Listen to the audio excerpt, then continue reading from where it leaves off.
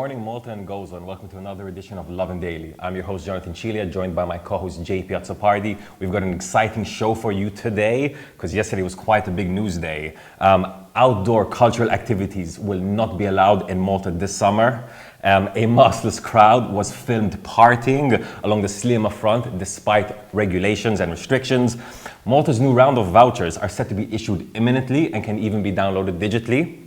There's been caravan chaos on Malta's beaches, with one Mr. Restaurant owner left fuming, and a van has been filmed trying to knock off motorcyclists on a Melliha road. Now, stay tuned to the end of today's episode. We've got a special guest, Patricia Azzopardi, the new Director for Animal Welfare. And if you have not signed up for Lovin Digest yet, make sure you sign up. You get the latest and most important news direct to your email every day. It's a super service. So just go into the website, lovinmalta.com, and sign up there. Jumping into the first story, a pretty major story. My feed was covered in reactions about it yesterday. Public activities in Malta will not be allowed until at least September, even with attendance controls in place and a vaccination green card process in place. So while this hasn't been officially confirmed yet by authorities, it's believed that at around 12:30 today, Superintendent of Public Health Sharmin Galci will be confirming this. But yesterday, a number of stakeholders, including Jason Azzopardi, the chairman of the Valletta agency, took to Facebook literally fuming about the fact that events will not be happening for the second summer in a row. He lamented the fact that so many people have made sacrifices over the last year, over a year now, and even though so many things were given up, so many festas, club nights, cultural activities, local council activities were not put on, even though all those were made, summer will be activity-less. It's quite a shocking thing, and this comes just hours after Lovin Malta asked Prime Minister Robert Abela whether there were any plans for the entertainment industry, the clubbing industry as well, to be reopened this summer, but he told us, listen, right now the government was taking a prudent and cautious approach to entertainment. What did you make of that, JP? Yeah, I mean, just one small correction, Jason McCullough, not Jason Azzopardi. Don't want to mix the two, but yeah, I think it's a bit absurd, to be honest with you, considering the fact that Malta is set to reach or achieve herd immunity next month. And I mean, I don't know, the talk the past year has been that once you achieve herd immunity, you're kind of in the good zone, in the green light, to get on with your life, but apparently that's not the case here. Even though we will reach herd immunity, cultural activities will be banned. I imagine that has to do with the fact that Malta is opening its borders for tourism. Tourists will be coming to Malta, they may not be vaccinated. There's a high possibility that they might spread the virus, and because of that we're, sticking to our guns here and saying no cultural activities till September.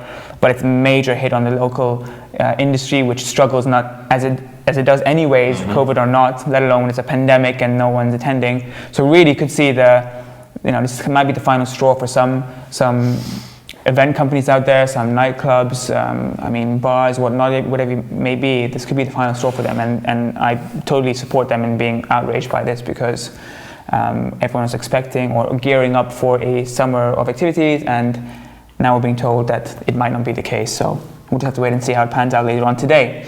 Moving on to our second story, and following on a similar vein, just to go show you how people are sort of fed up of all these regulations. A maskless crowd was filmed partying along the Slima front, believed to be near the Exiles area, despite all the restrictions in place.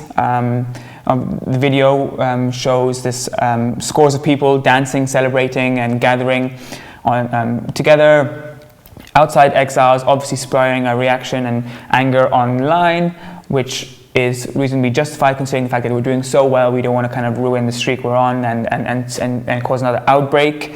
But obviously comes just hours after we announced that no cultural events will be taking place. So I can imagine people have taken upon themselves to just have their own fun and do what they want to do. But obviously it's not responsible considering there are restrictions in place, and that we could wait just a few more weeks until you can actually remove your mask on the beach and enjoy yourself. And we don't want to ruin the good progress we're making, because right now we are at 100 active cases. Chances are that by the end of today we'll be at less than 100 active cases, which will be the first time in almost a year where we'll have double digits of active cases. So irresponsible, but I mean, people are looking for a party after a year. That's exactly right. I mean, what I found really interesting in this video, and the video was uploaded on the TikTok, which seems to be the place where all these videos of illegal parties seem to be shared. What I found interesting was even when the camera turned to the dancers' faces and showed, their faces, people really didn't care. It wasn't like they were trying to hide their faces. They were obviously very, very confident in the fact that they weren't wearing masks. And I'm going to be honest, even when you walk around the streets at night nowadays, I'm seeing more and more people walking around without masks. Even at workplaces, if you go to industrial estates, especially where there's lots of manual labor, you'll see lots of people not wearing masks. So is it COVID fatigue? Is it the fact that we've hit only 100 active cases? Are people just over it? Clearly, maybe some extra enforcement needs to be done until masks are officially allowed to be removed. Moving on to the next story, obviously COVID related as well. The next round of vouchers, the second batch of vouchers, will be issued imminently.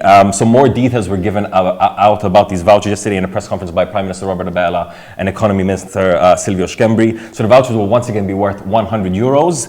They're going to be split into 8 coupons this time, 4 of them worth 15 euros and 4 of them worth 10 euros. What's interesting is you can actually download these vouchers digitally. A leaflet will be sent to everyone's house with the website and details on how to download this digitally, so you can just have it on your phone, go to a shop. So that's quite a step forward, and this round of vouchers will be costing the government up to 50 million euros. Everyone that's age 16 or over will be receiving the vouchers in Malta, and they can be redeemed until next September. Do you have your eyes on anything that you're going to be using the vouchers on yet? Not particularly. I mean, I will be using them in one way or another. I'm in no rush to use them, but it's definitely good to see that we do get a second round of vouchers. I think people are desperately waiting for them, and I think it gives the economy a good boost, despite the fact that we have said there are no cultural activities planning to take place. At least there is some kind of form of monetary injection into the economy to help local businesses out. Hopefully it's enough to keep them afloat until when things really truly go back to normal, which is in this case, really it's impossible to tell when that may be the case. Moving on to our fourth story of today, and one that is affecting a lot of people, especially as summer approaches, but particularly this restaurant owner, after caravans have just swarmed the beach around his business area, leaving him and other restaurant owners nearby just furious at the fact that the beach area is being just covered in caravan chaos. Claude Camilleri, who operates the Palazzo La Rosa in Mr. Bay, took to social media to express the detrimental effect these cowboy caravans have had on businesses and beachgoers in Malta. And I think we can all understand what we're talking about here. If you've ever been to Mr. Beach or driven down the coast road and stuff, you see, or even other areas in Malta, just packs of caravans lining the beach front. And obviously this becomes more of a thing as summer approaches, hot weather, people want to be by the sea, and some people choose to just stick the caravan in front of Mr. Bay, in front of this person's restaurant, and temporarily live there for a few months, even permanently in some cases. And obviously it doesn't make for a great sight, doesn't make for great business when your view is being blocked by caravans. And it's also it's just not fair, for these restaurant owners and they. No, you're exactly right. No, I mean, look, I get it. Malta in summer can be beautiful, especially near the beach. I understand why you'd want to live on a bay in a caravan, living your best life with your family, very relaxed, low costs probably as well. But when that starts to infringe on other people's businesses, restaurant owners, cafe owners, then you have to start looking at yourself and wondering if it really makes sense. It can be quite disrespectful. And let's be clear, this isn't the first time we've reported on this. We've covered this story in other places like Armir as well. But a lot of caravan owners actually spoke out on social media about this, saying they felt they were being targeted unfairly, that they had the right to enjoy Malta as much as the next person. So quite an interesting discussion, and I think this is one that actually goes back for years. I mean, Malta has a bit of history with illegal developments as well, in places like Armir as well. So this isn't the first time that we've seen Maltese people, kind of just roll up to a place, mistake their claim, if that claim is even legal, and then just kind of live it out for the best months of Malta. So definitely let us know in the comments what you think about the caravan situation in Malta, and get in contact with us at hello@lovinmalta.com if you have another experience related to caravans. Talking about conflict and moving to the last story of the day, shocking footage has emerged of a van in Melilla trying to knock off some motorcyclists late at night. The footage can be found on Lovin Malta as well, and was uploaded to YouTube by user Courier1200. And basically it shows about 4 or 5 motorcyclists driving along Louis Wettinger Street in Melilla at night, minding their own business. A van tries to overtake them. They move to the side, and then he swerves into their lane and tries to hit them. It's really shocking.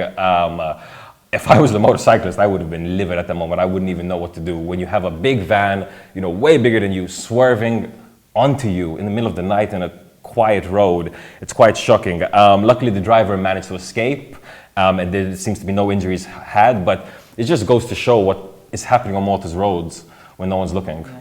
And it comes, when you see videos like this, it comes as no surprise that we have all these motorcycle accidents and deaths. I mean, I can understand to a certain point that it could be frustrating, if the motorcyclists are showing off or speeding or not, and it could make you as a driver feel uncomfortable and unsafe in your vehicle because they're coming from all the sides. And there were a number of motorcyclists on this road, but from what appeared by the video and the actions taken in response were totally unjustifiable.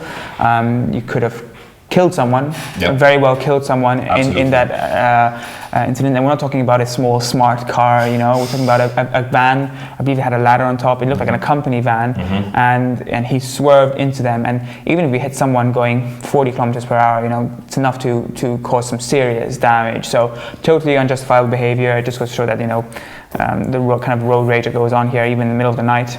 In Malta, and it's important that if you are a motorcyclist or just any driver on the road, that you do have some form of hood cam or dash cam and stuff, so you can record these incidences, because we don't want them to happen on our roads. We already have too much of them. We already report too much of motorcyclists being injured or dying because of accidents, and it's just not something we want to see. With that being said, this brings us to the end of our news segment of Lovin Daily. Make sure to stay tuned because we have an interview with Patricia Azzopardi, the new director of animal welfare. But before that, we're going to jump to a quick vox pop about Destiny and the Eurovision.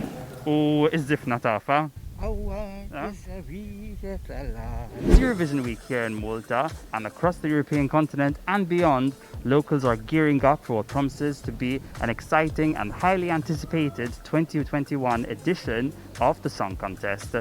We are here in Valletta to ask people what they think about Destiny and the song. Taf min ħajja prezenta l-Malta dis-sena? Iva, burala u nixtieq li terbaħi.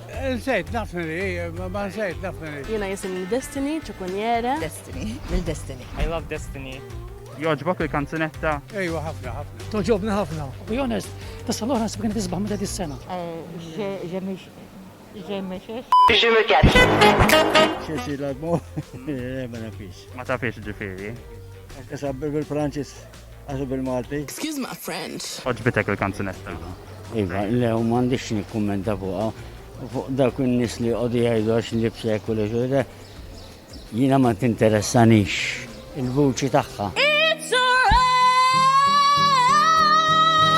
Do you think it's fair to judge a performance based on an outfit as opposed to a song? No, that's incorrect 100%. Dress code is something personal as to what she wants to wear. L-iktar forsi il-boots, kien too much rosa wkoll. When you feel good in your clothes, that's fine. Personalment, moġbitnix. If she was comfortable, then that's good, but I still do believe that styling is an important aspect when it comes to presenting yourself on a stage and presenting not only yourself but the whole country. U iż-żifna tafa? It was incredible. Anka daw joġbuni għed jagħmlu dak is-swabek. So, it's Shalluk Lamin, Shalluk, Shalluk Lamin, Shalluk Lamin. Destiny is currently slotted in to sing in 16th place on the night of the first semi-final. Now, if she passes and takes home the crown on the big night, she'll be the first person in Eurovision history to win both the Junior Eurovision Song Contest and the Eurovision Song Contest. Taħseb li għandna ċans nirpuha dis-sena? Għandna ċans ta'. Skont l-istatistika ta' dol-għodu, kien hemm l-Italja u Franza qabilna żgur. Ma nemminx li għax huma neighbors dejjem nivvutaw in-neighbors.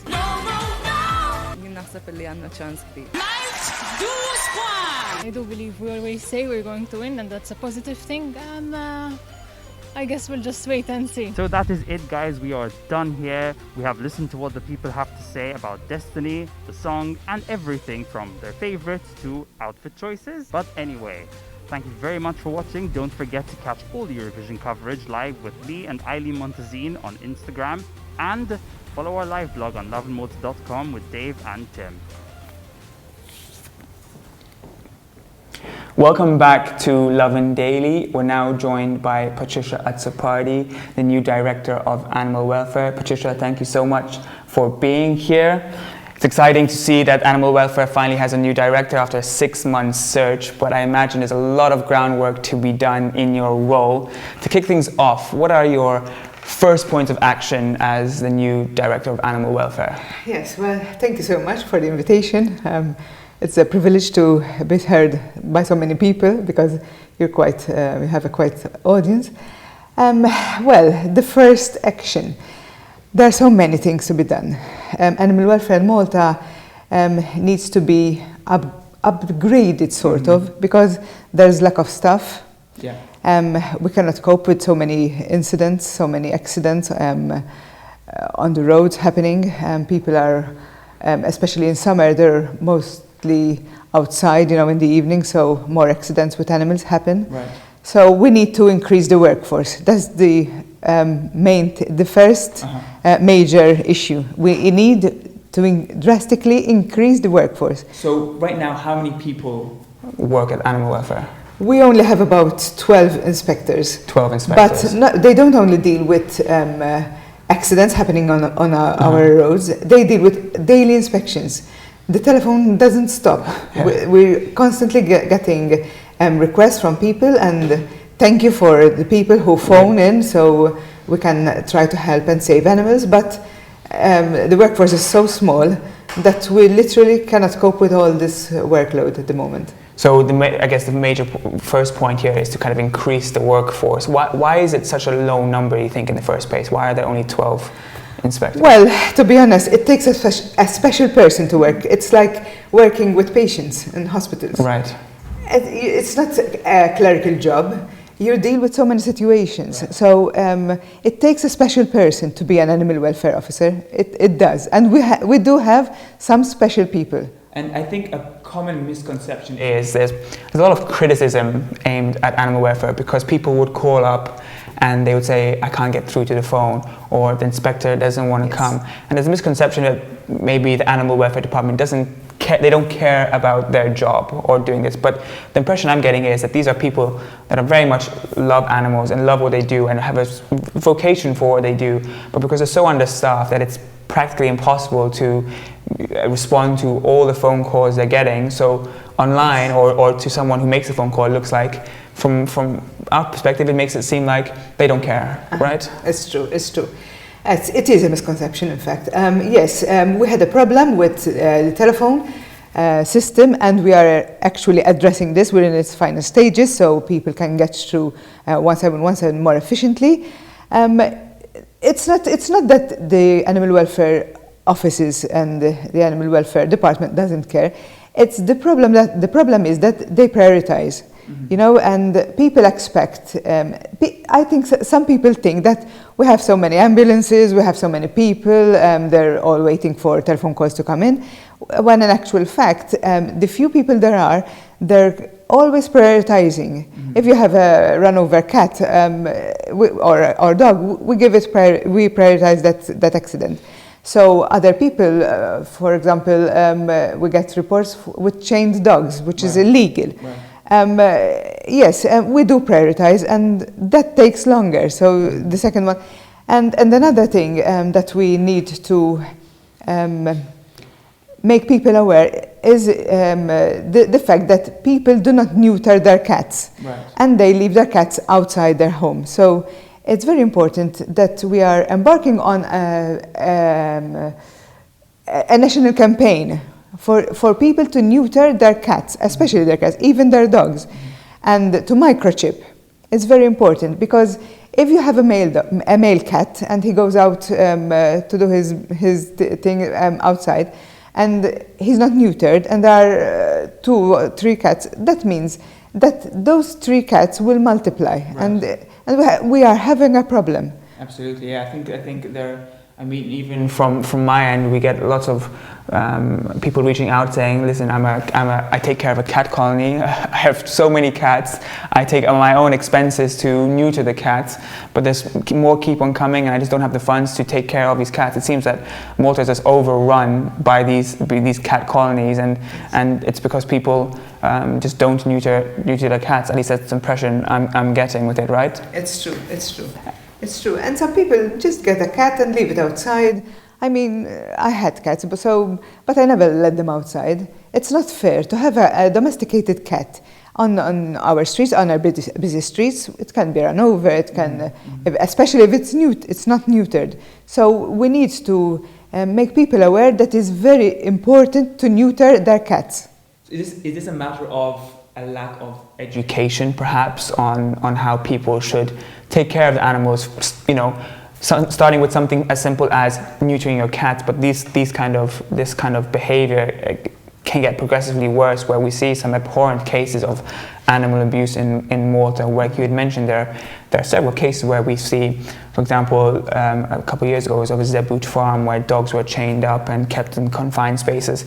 Is this a matter of just a lack of education in our system, that people aren't aware of the right rules and how to properly take care of the animal, and might not be aware of the fact that maybe you can't keep your dog in a cage that's a certain amount of dimensions? Well, what I think is it's a combination of many things.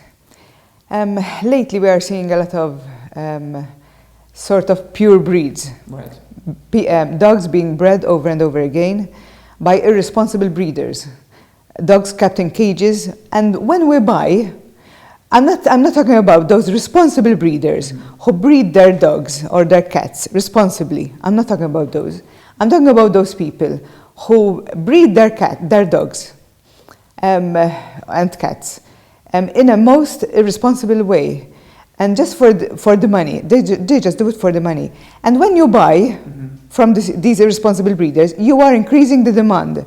And you are increasing the abuse on animals, because these animals, when you see that small puppy that you buy, it's beautiful, it's cute, you know, puppies and kittens are really cute. But think about the mother who gave birth to that puppy, which is most probably held in a cage just for breeding. And those same irresponsible breeders don't provide the proper care for those animals as long as they can have puppies, and then when they when they're not good enough to have puppies, they just chuck them away. They abandon them, yeah. So when you decide, the better option is to adopt. There are so many beautiful dogs and cats in sanctuaries, really beautiful. I can't understand how people opt to buy. But if you opt to buy, go to a responsible breeder. Do not go to these Backstreet breeders. I think what the main issue here is there's no real regulation on breeding, right? Yes, so how does one distinguish between a reputable breeder and a Backstreet breeder? Because we've seen just last year there was a case in Msida a backyard breeder who ran a puppy mill in his home, and his dogs, two of his dogs, in fact, escaped their roof confinement and went down to the maisonette and mauled and killed his grandmother. And this man was notoriously known to be a backyard breeder, but there's no strong regulation or concrete regulation to address this. Do you think there should be? Should there be regulation for breeders? I'm of the opinion they should have a license, right? If you're going to start breeding dogs. Do you think that should be the case? Yes, in fact, the commissioner, the Commissioner for Animal Rights is working very hard together with the Ministry for Agriculture to have these legislations in place. Yes, we need a more robust legislative framework to control and to regulate these breeders. And I agree that unfortunately some people do not see what there is behind that puppy, and they wouldn't know that breeder is not licensed. So they just buy the dog or the cat or whatever, and And the cycle starts again. And exactly. It continues going. You mentioned also when referring to inspectors that inspections kind of take priority, and they also take some time, right? It's not as simple as going to someone's house and having a look around. What is the process of an inspection? Because I feel there's a lot of criticism for that, where people would report animal abuse because they saw it themselves. But when inspectors come and inspect the house, they find no signs of animal abuse. How does an animal welfare inspection look like? What do the officers go through? Well, when our officers receive a call, they ask what is happening, if it's possible to provide videos, and then when you go into a house, you cannot just go into a house and inspect, like when you're going into an open-air establishment. So there is sort of, we collaborate with the police. Right. And usually we go with the police if but it's not always possible to catch the act being done there and then, because some people get to know that there's going to be inspection, and some people decide that they've had enough, so they quit breeding and they quit. Sometimes it's very difficult to catch the action, being there. But we do get some good results, and recently we did get some good results, and we did prosecute and continue the procedures and contacted the police. So it's not always that easy, but we do our very, very best. No, it's definitely not an easy job for sure. You mentioned the fact that some of these cases go to court and then people get prosecuted. In some cases, in fact, they don't go to court. There's some cases that I'm aware of that 6, 7, 8 months later, these people still haven't been brought to court, and it is a bit of an issue there, right? I don't think these cases are taken as seriously as other cases when it comes to animal abuse, when it comes to the judicial process, where we see, at least in the past, magistrates not enforcing strong enough, bans or fines to these people, and the cycle repeats again when they go out. Most recently, you mentioned the Commissioner for Animal Welfare. She proposed that the Director of Animal Welfare should be allowed to ban owners of confiscated pets from owning pets until their respective court case is concluded. So that would mean that you, as Animal Welfare Director, when inspector seizes an animal from someone, you have the power to ban that person from owning pets until the court case is concluded, after which the magistrate has now the right to ban that person. You think that's a good solution? Is it something you would exercise? Yes, of course, definitely. It is, because once you're an irresponsible pet carer, most probably you're going to always be an irresponsible pet carer. So yes, I think people who abuse animals, there are people who abuse animals and know that they are abusing animals, right. But there are people who are hoarders. They love their animals, but somehow they cannot cope, and with the large number of those people, we are constantly trying to help, to neuter, to have control of that colony or of the number of cats and dogs. So yes, we do need to have a better legislation, a better regulatory framework, so we can address these. But we're moving. I don't say that we're moving very slowly, but slowly we're moving there. We're moving towards. Moving in the right direction. You feel the Yes. department Yes. under your helm can change that. Hopefully. Fingers crossed. I'm doing my very, very best. Well, it's only been a couple of weeks. A couple of weeks, yes. And no, I've heard many good things. So I'm excited to see what the future holds. Another issue I want to talk about actually is the matter of the incinerator in Island Sanctuary down in Beza Abuja.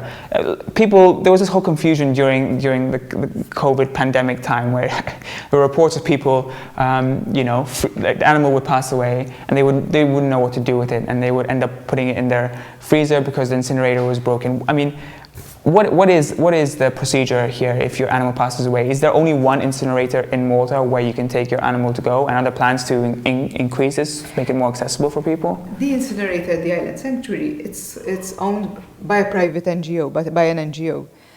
Yes, there was a bit of a problem when it wasn't working. We try to avoid animals from going to other incinerators, the government incinerators and MATAP. We try to sort of, I